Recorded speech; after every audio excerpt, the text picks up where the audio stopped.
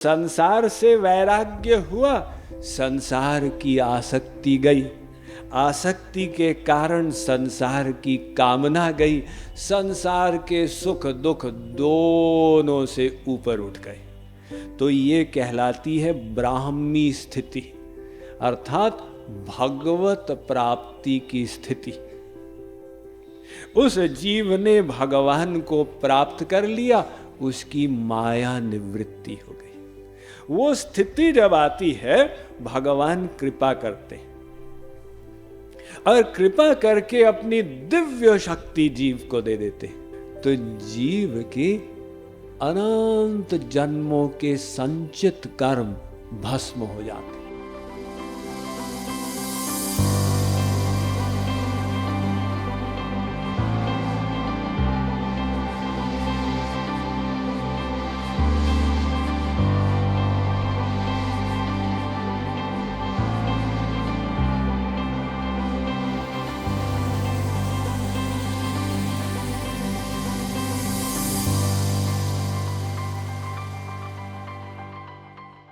एषा ब्राह्मी स्थितिः, एषा ब्राह्मी स्थितिः, पार्थ नैनां प्राप्य विमुह्यति, पार्थ नैनां प्राप्य विमुह्यति, स्थित्वास्यामन्तकालेऽपि, स्थित्वा स्यामन्तकालेऽपि, ब्रह्मनिर्वाणमृच्छति, ब्रह्मनिर्वाणमृच्छति।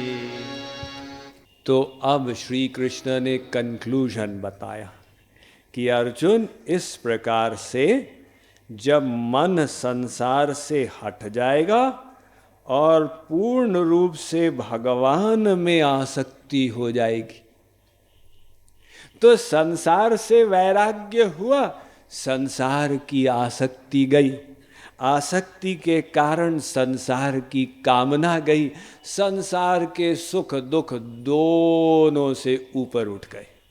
तो ये कहलाती है ब्राह्मी स्थिति, अर्थात भगवत प्राप्ति की स्थिति। उस जीव ने भगवान को प्राप्त कर लिया, उसकी माया निवृत्ति हो गई। वो स्थिति जब आती है, भगवान कृपा करते हैं और कृपा करके अपनी दिव्य शक्ति जीव को दे देते हैं।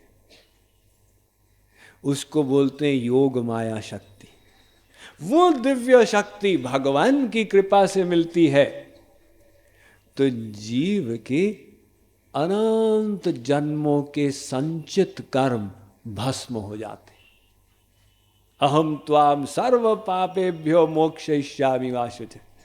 उसके माया के त्रिताप, त्रिदोष, त्रिगुण, पंचक्लेश, पंचकोश, ये सब भगवान खत्म कर देते हैं अपनी कृपा से और अपने अनंत दिव्य ज्ञान, दिव्य प्रेम, दिव्य आनंद से जीव को युक्त कर देते।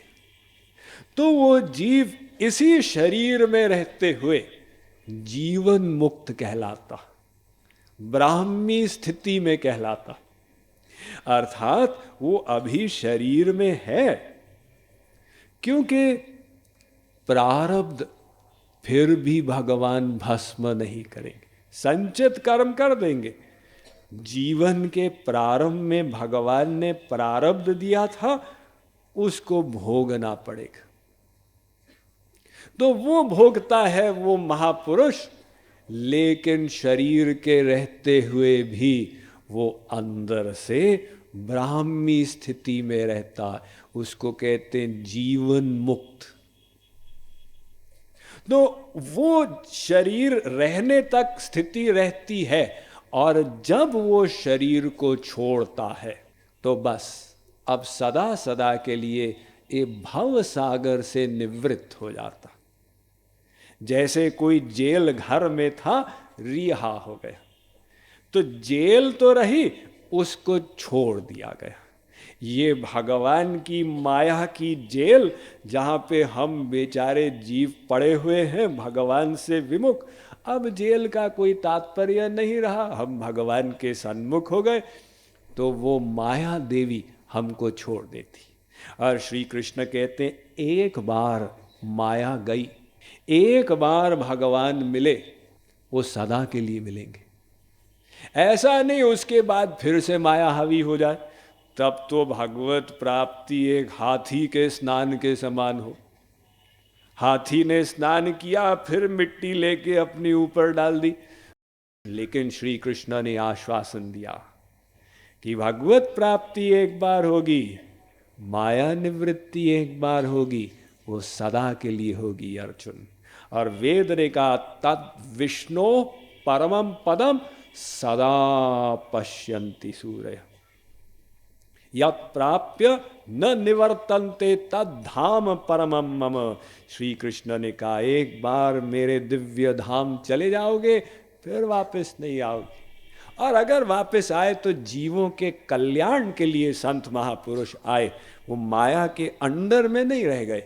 तो इस प्रकार से श्री कृष्ण ने अपने दिव्य मुखारविंद से अर्जुन को जो 5000 वर्ष पहले उपदेश दिया था, वो भगवद गीता के द्वितीय अध्याय के ज्ञान का मंथन हमने उन्हीं की कृपा से, गुरु के प्रसाद से उसको समझा, उसका मंथन करके और उससे अपने कल्याण के लिए कुछ तत्व समझे। अब इसके लिए जो भी आप लोगों का लाभ हुआ हो, ये तो श्री कृष्ण की, गुरु की ही कृपा का परिणाम है।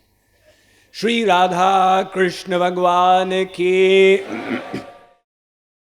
Mind management, life transformation, power of thoughts आदि प्रेरणादायक एवं आध्यात्मिक वीडियोस के लिए सब्सक्राइब करें स्वामी मुकुंदानंद हिंदी यूट्यूब चैनल को और बेल आइकन को अवश्य दबाएं ताकि आपको ये वीडियोस मिले सबसे पहले।